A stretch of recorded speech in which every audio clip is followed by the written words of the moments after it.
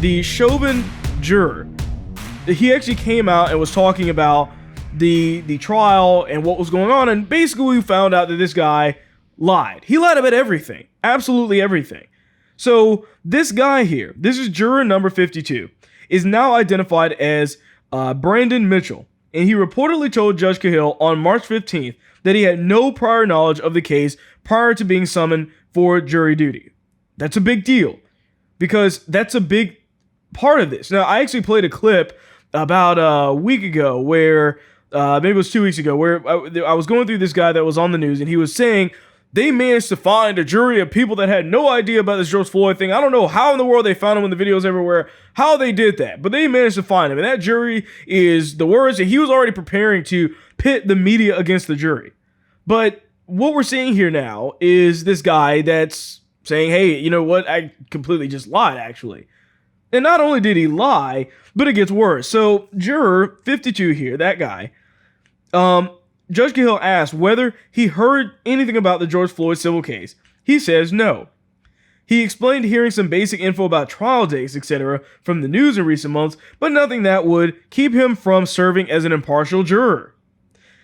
Now, he was speaking on this show called Get Up Mornings with Erica Campbell, and he made this statement. And he said, I mean, it's important if we want to see some change, we want to see some things going different, we got to get into these avenues, get into these rooms to try to speak some change, he said. Jury duty is one of those things. Jury duty, voting, all those things we got to do. So in other words, this guy knew about the George Floyd incident. He saw the video. And he also is somebody that particularly was only doing the jury duty portion of this to convict Derek Chauvin. That's what this was about. Is lying one of those duties that he's talking about here as well? Maybe I'm just crazy. I don't know.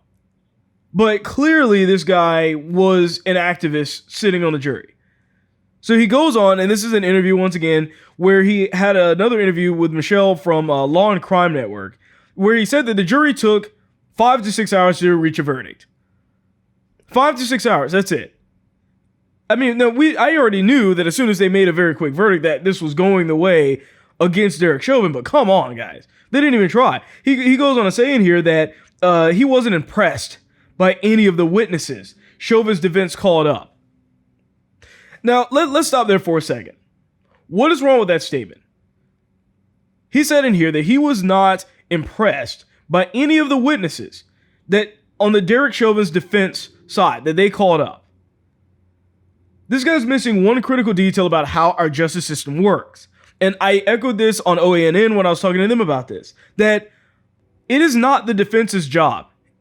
And I repeat, it is not the defense's job to prove that Derek Chauvin is innocent. Okay? That's not what they're really there to do.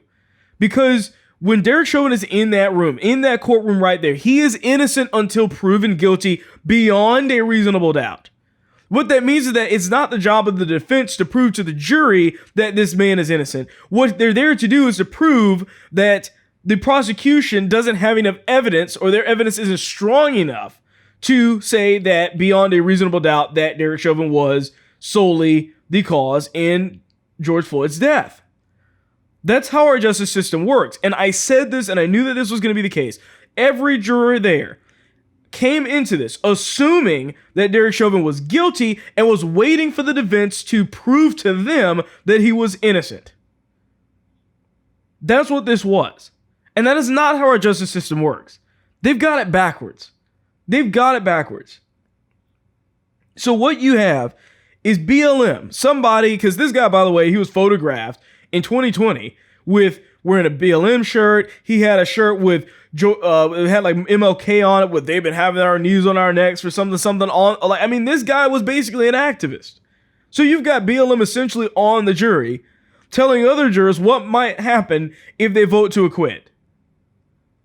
That's pretty much what had to be happening during the deliberation. Was there any threats that were thrown out there? I mean, come on. If our justice system still works at all, if we have any bit of a justice system left, there will be a mistrial for this. Because you can't have jurors that are coming up here completely lying to the judge and basically saying, you know what, I am a biased BLM activist. If BLM is the one that is convicting Derek Chauvin, that's a problem. That's not supposed to work that way. It's not. And it's absolutely ridiculous that they keep on bringing this up. And I can assure you that as time goes on and we see more of these jurors, as we've already seen, more and more and more of them are going to be these people that already knew about the case, already saw the video, got there, lied to the judge's face, lied to the defense's case, lied to the prosecution's face, everybody. So they could get up on the stand and do what they felt like was right, the right thing to do. Not pay attention to the lick of the evidence. Because what he's saying there, I wasn't impressed by any of Chauvin's defense witnesses. Why are you there to be impressed? Dude, it's not about being impressed. This isn't TV Judge Judy, guys. That's not what this is. They don't even understand how our judicial system works. And yet they're sitting on here deciding the fate of this man's life. They don't even know what innocent until proven guilty is. This trial was not a fair trial at all. And every single one of those people that were on the trial might as well have been BLM activists as far as I'm concerned. They probably all were. Because they didn't want their lives to get ruined, and many of the other people were already there to tell them and fill them in on what was going on. It's really, really unfortunate that this keeps happening like this.